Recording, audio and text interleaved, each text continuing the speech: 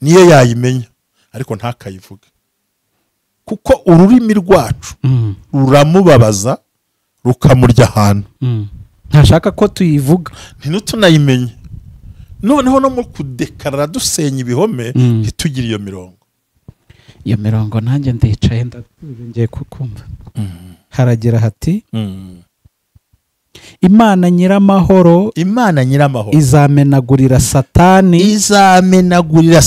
munsi y'ibirenge byanyu bidatinze ubuntu bw'umwami wacu Yesu Kristo bubane namwe urumva vuba bidatinze neza hafi aho ntabwo uzamenera ku musozi uzashyira mu kirenge munsi y'ibirenge ntakeneye kumenya iryo jambo ntutinye kuko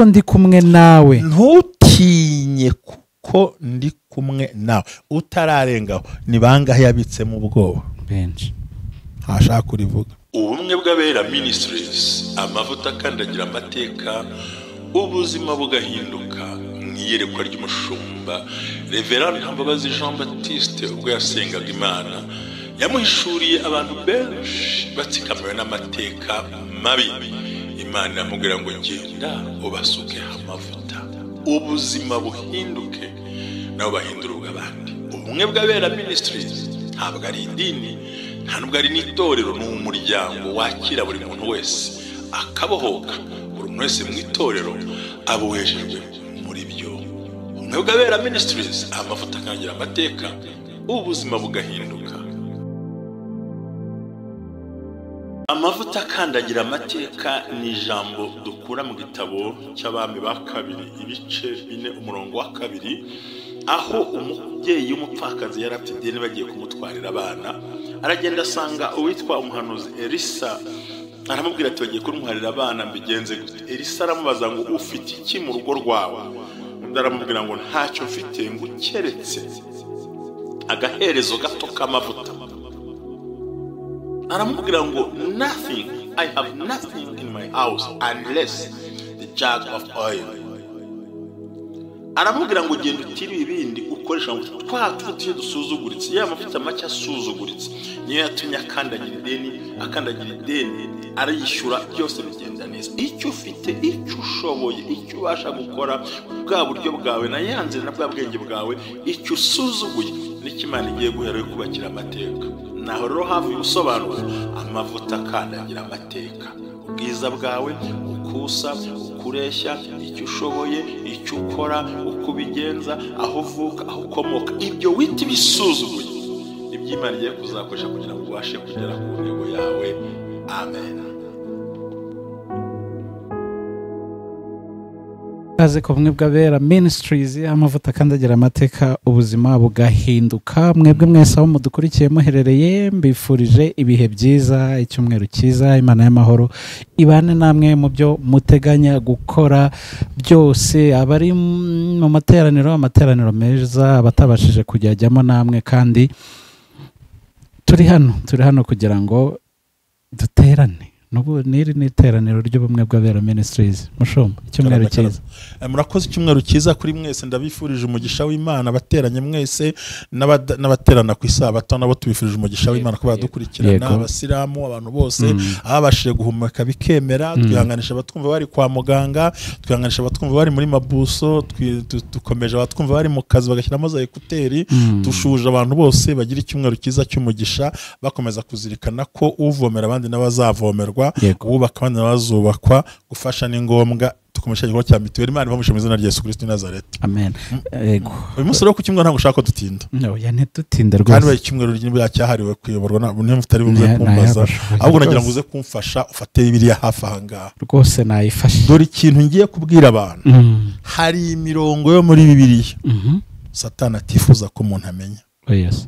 Niyo yayimenya ariko ntakayivuge kuko ururimi rwacu ruramubabaza rukamurya ahantu ntashaka ko tuyivuga ntinutunayimenye. Noneho no mu kudekarara dusenya ibihome ntitugire iyo mirongo nanjye ndicaye ndatuje ngiye kukumva. Muri Bibiliya irimo ariko ntashaka ko ubimenya. Niyo umwigisha agiye kuyivuga bayivugaho birukanka. Ni umunsi wo ku cyumweru. Yego.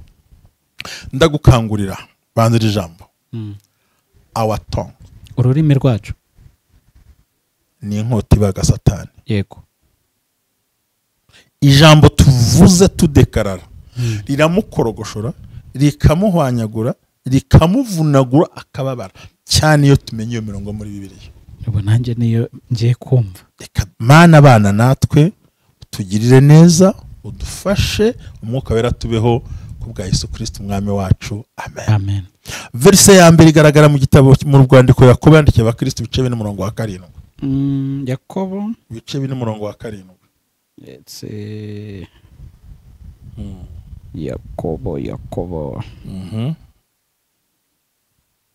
ibice 4 umurongo wa 7. Ntabwo ashaka ko turivuga, ashaka ko tunarimenya. haragira hati nuko rero mugandukira Imana. Yakobo ibice 4 umurongo wa 7 haragize hati yego nuko rero mugandukira Imana ariko murwanye Satani nawe azabahunga. Urumva ko abatinyaga Satani ntashaka ko amenya iri jambo, ntago abishaka, aratoroka akavuduka cyane, ariruka, araharenga, ntashaka kumenya iri jambo, ahubwo azakubikamo ubwoba, umwita umunyembaraga, umwita Imana yavuze ngo azaduhunga yirukanka. Ijambo iyi verse ntabwo abarokore bagomba kuyimenya, nta keneye kuwumenya, kuko nuwumenya uzatubona ko ari ubusa imbere yawe. We gusa ugandukira Imana, Satani umurwanisha akanwa n'ibikorwa ngo azagira gute, azabahunga, ntazagaragara cyane. Uyu murongo ntago ashaka abantu bawubika mu bintu by'imbaraga. Akumvisa ukana, nakumvisa akakana. Murongo wa 2 Abaroma 16 umurongo 20. Abaroma 16 umurongo wa 20. Aha ni kumwe bw'abera ministries. Yego, Abaroma 16 umurongo wa 20. Amavuta akandagira amateka ni ijambo dukura mu gitabo cy'abami ba 2 ibice 4 umurongo wa 2, aho umubyeyi w'umupfakazi yari afite ideni bagiye kumutwarira abana. Aragenda asanga uwitwa umuhanuzi Elisa, aramubwira ati bagiye kumutwarira abana, mbigenze gute? Elisa aramubaza ngo ufite iki mu rugo rwawe? Undi aramubwira ngo ntacyo mfite ngo keretse agaherezo gato k'amavuta. Aramubwira ngo I have nothing in my house unless the jug of oil. Aramubwira ngo genda utiri ibindi ukoresha ngo twatuye dusuzuguritse, ya mavuta make asuzuguritse niyo yatumye akandagira ideni arayishyura, byose bigenda neza. Icyo ufite, icyo ushoboye, icyo ubasha gukora, bwa buryo bwawe na yanze na bwa bwenge bwawe, icyo usuzuguye n'ikimana igiye guhera kubakira amateka. Naho rero hafi gusobanura amavuta akandagira amateka, ubwiza bwawe, ukusa, ukureshya, icyo ushoboye, icyo ukora, uko ubigenza, aho uvuka, aho ukomoka, ibyo wita bisuzuguye iby'Imana igiye kuzakoresha kugira ngo ubashe kugera ku ntego yawe. Amen.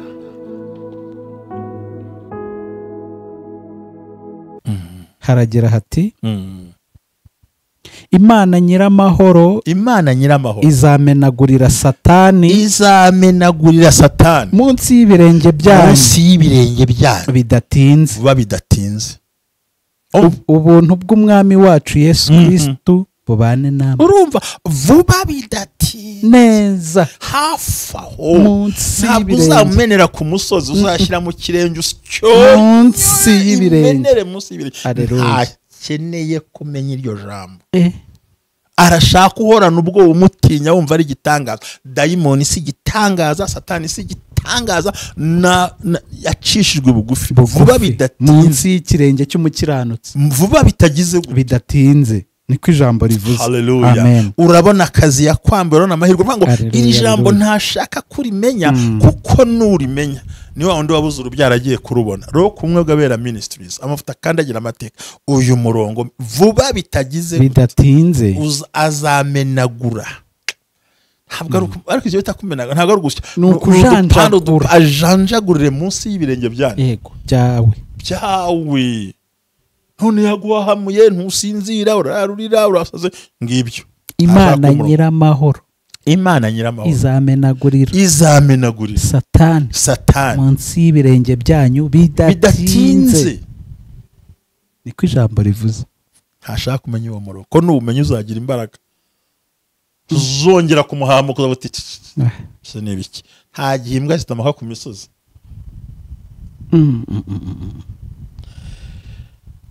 Petero wa mbere ibice 5 umurongo w'9.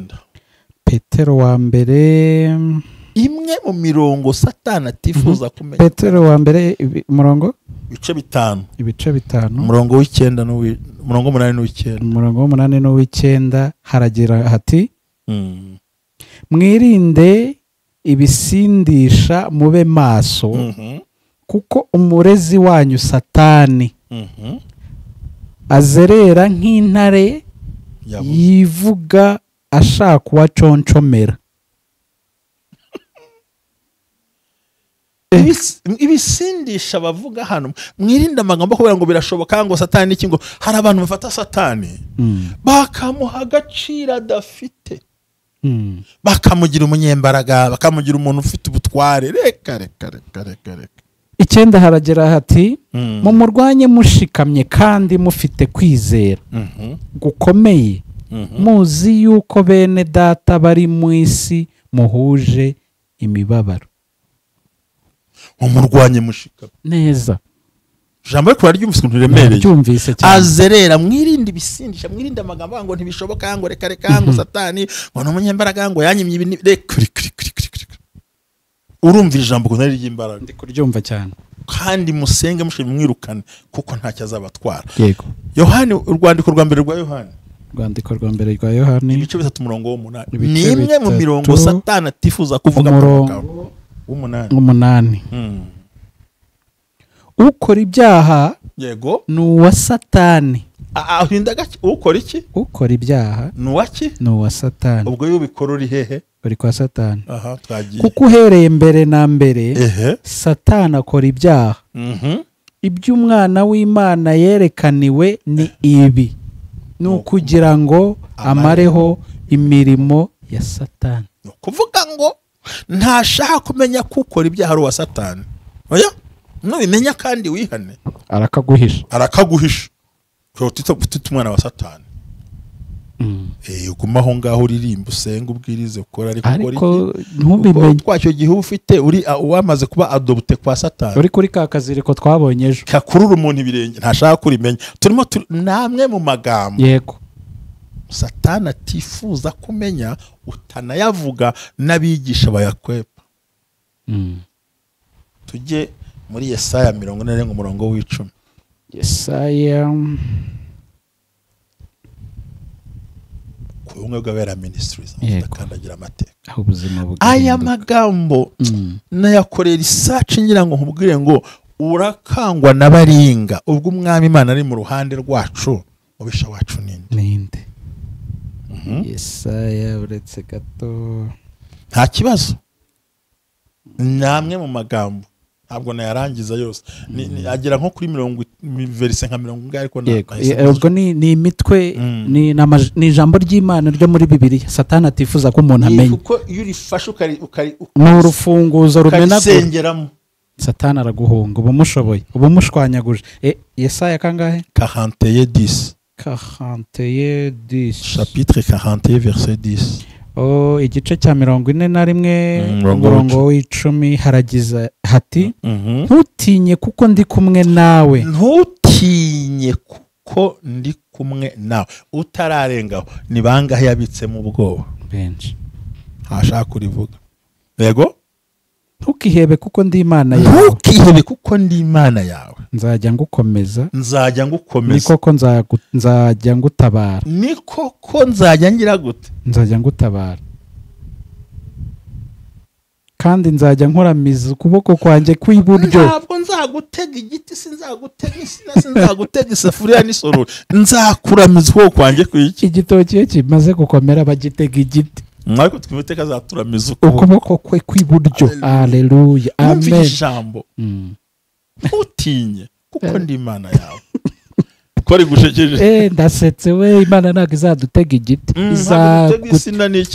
izatugwa kwayo kw'iburyo. Aleluya aleluya amen. Ntashaka iri jambo ridekarara mu kigeragezo. Satani ntakeneye ko iyi verse uyibika muri wowe. Icyo ashaka no kwibagirwa nuko wiheba. Imana irandetse irandekuye ntinyitaho ntimbona narasenze irandekura ntanga icyacumi ntibimenya barayarya natanze ibitambo ntiyabibonye ndagowe mpfuye nabi mpfuye ndangiye. Nibyo Satani ashaka kudekara. Ariko umuntu w'Imana subiramo uwo murongo mu izina rya Yesu. Ntutinye kuko ndi kumwe nawe. Kuko nturi kumwe na shangazi na tonto na tantine na mama wawe na bene. Oya ntabwo uri kumwe ni ntutinye ndi kumwe nawe. Ntukihebe kuko ndi Imana yawe. Ntukihebe mwana wanjye ndi Imana yawe. Nzajya ngukomeza baguca intege babonetse. Ni koko nzajya ngutabara. Nukuri ndarahiye nzajya ngutabara. Kandi nzajya nkuramiza ukuboko kwanjye kw'iburyo. Ariko gukiranuka kwanjye. Haleluya. Ntabwo ari igiti ni ukuboko kw'Imana. Si intebe si imisego ntabwo bagusego. Ntabwo ari imifariso. Bazajya bahirika ugweho ukuboko kw'Imana. Bagututase fo bakure ukuboko kw'Imana. Nukuri nzajya nkuramiza. It means bazaguhirika. Yego. Ariko Imana mu kuboko kwayo kw'iburyo ariko gukiranuka kwayo. Kugoshe mu bibazo basanga Imana yakuramiye. Muginga aracyariho. Bategereze kupfa kumve waramiwe n'Imana ishobora byo lesando pedaikora. Haleluya. Ntutinye kuko ndi kumwe nawe. Bivuze ngo bahagusize bagutereranye bakuretse. Ntuhagarike Yesu wanjye amagambo ndafashijwe. Reka twirebere muri Luka ibice 10. Luka ibice 10. Ayo namwe mu magambo Satani atifuza kumenya. Verse dashaka kumenya atanakeneye kuvuga mu kanwa kawe ngo yatuze. Kuko ni inkota imukatururimo. Luka ibice 10 murongo w'9. Okay. Murongo w'9 haragira hati mukize abarwayi. Nibyo? Luka ibice 10 umurongo w'9. Luka ibice 10 umurongo w'9.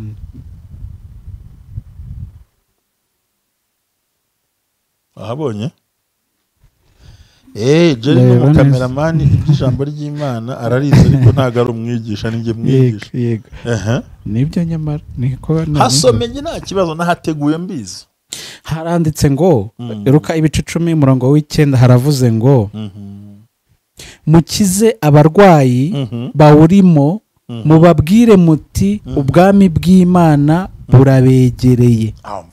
Mukize abarwayi abwiye ba muganga oya ni inshinge nuvuga ngo Satani ntashaka amenya ko hari imbaraga zikiza abarwayi. Haleluya. Harimo no kuba wakira indwara iyo ari yo yose. Aha za diabete zakira, isukari yakira, umutima wakira, impyiko zakira, kurwara byakira. Aha hose nta ndwara nimwe itakira mu izina rya Yesu. Amen. No Satani ntashaka kumenya abantu ngo biguhitana amarozi yakira, kanseri yakira, sida yakira, nta kintu. Kandi mubabwire ko Imana bugize gute ubegereye kugira ngo bakize indwara. Arashaka ngo uhere n'indwara wihebe wumve bitazarangira. Umve ko nta murengezi ufite. Oya na autisme yakira mu izina rya Yesu. Amen. Shotele bosainify. Timotheo 7, Timotheo wa mbere 7, Timotheo wa mbere igice cya mbere umurongo wa 7. First Timothy verses igice cya mbere umurongo wa 7. Cya mbere umurongo wa 7 haragira hati bashaka kuba abigisha b'amategeko nyamara batazi ibyo bavuga ibyo ari byo cyangwa ibyo bahamya babishegera. Oya tujya ku Timotheo wa 2:7 ntacyo. 2:7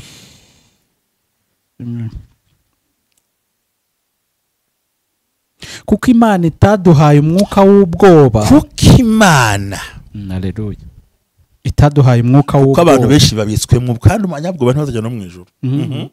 Ahubwo yaduhaye uw'imbaraga n'urukundo kwirinda.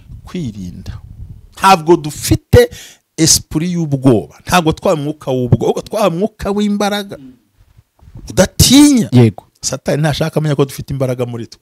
Reka buri intwaro z'Imana yazibitse muri twe, ni muri twe rwose. ariko baze gutinyana no kugira ubwoba intwaro yakakurinze. Reka twivugira Abaroma ibice 8:31. Abaroma ibice 8:31.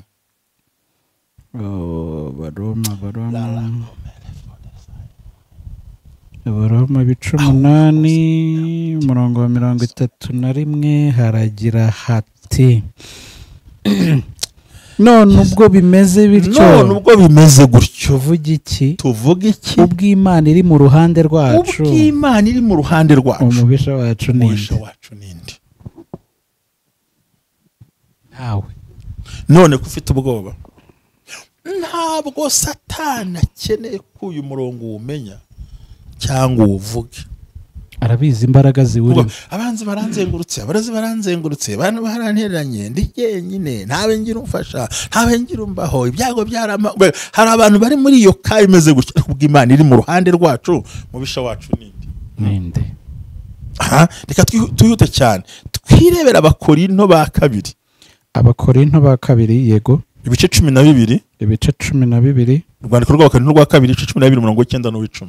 umurongo w'9 n'uw'10 haragira hati ariko arampakanira ati ubuntu bwanjye buraguhagije, kuko aho intege nke ziri ariho imbaraga zuzura. Nuko nzanezerwa cyane kwirata intege nke zanjye, imbaraga za Kristo zinzeho.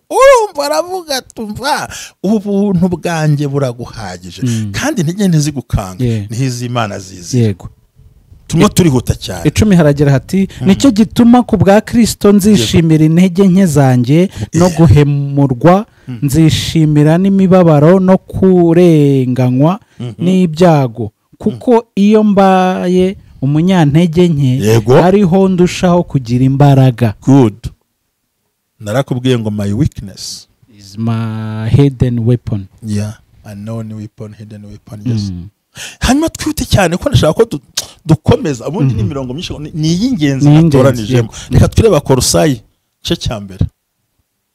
Kolosayi igice cyambere murongo wa 13-14 haragira hati niwe wadukijije ubutware bw'umwijima, niwe wadukijije ubutware bw'abarozi, bw'abapagani, bw'abacuragura, bw'abahwera, bw'abavumagura, niwe atuvana aho hantu twigendere, akadukuramo akatujyana mu bwami bw'umwana we akunda, akatujyana mu bwami bwa Kristo burimo byose. 14 niwe waducunguje amaraso ye, ni Yesu waducunguje amaraso ye ngo tubone kubabarirwa ibyaha byacu, kugira ngo tubone kubabarirwa.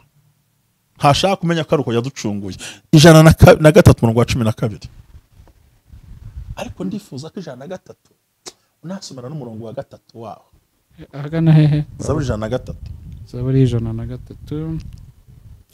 Mana we, aya magambo ugomba kuyabika hamwe nande, ukatura ibyiringiro byawe udatinya, utanyeganyezwa, udakangwa n'inzozi warose n'abavuze n'ibikorwa, ugahagarara mu bwato. Zaburi 103 kangahe? Bazo rebe umurongo wa 3 numva ngushaka. Umurongo wa 3 haragira hati niwe ubabarira ibyaha, niwe ubabarira ibyo wakiraniwe byose. Iyo ni aya, niwe ubabarira. Yego. Ibyo wakiraniwe byose, agakiza indwara zawe zose. Naho shaka we, agakiza indwara zawe zose. Yivuga ngo ntuzakira subikura. Bwa bwoba bwa Satani no kutamenya ayo magambo. Ndapfuye sinzakira birani. No, ni utubabarira ibyaha byacu byose, akadukiza n'indwara. Mu yindi verse biravuga ngo akadukiza indwara zatumugaje. Ndebera verse 12 dusenga Imana. Verse 12 haravuga ngo nkuko aho izuba rirasira, hitaruye aho rirengera, uko niko yajyanye kure yacu ibicumuro byacu. Komeza umurongo hasi. Nkuko se w'abana Nk'uko se abagirira w'abana ibambe bagirira- niko Uwiteka agirira imbabazi agirira abamwubaha. reka nkubwire impamvu. hari undi muntu ushaka gusoma se cyamvuga impamvu dusenga? Vuga impamvu dusenga. wari uzi impamvu buriya Satani ntajya yishimira ko wakira imbabazi z'Imana? kuko kwemera imbabazi z'Imana no kuzakira bituma utishora mu byaha.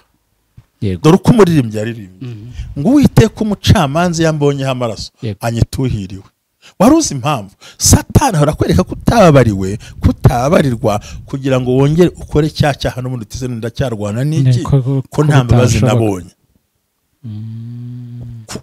guhora wumva utababariwe n'Imana icyo wakoze. Yego. ati n'ubundi se ko nabikoze, ati Imana ibaho umugisha, Imana ibarinde. ayo namwe mu magambo Satani adashaka kumenya, ariko ukwiye kumenya ukayatuza akanwa. Amen. kugira ngo aguhunge, agutinye, akuveho, acogore, acogozwe, kuko ururimi rwatura aya magambo ni inkota ibaga Satani itababarira, kuko vuba bidatinze munsi y'ikirenge niho ashwanyagurizwa. turagushimiye Data wa twese uhoraho, turagushimiye kuri Imana y'inyembaraga. uyu munsi wa none ku cyumweru abari bacogoye bongere buzure umwuka wawe wera, binjire mu birere bidasanzwe, bahagarare bemye bazi kuri Imana igiye kubakora ibitangaza kubwa Yesu Kristo umwami wacu. Amen. Amen. Shalom shalom.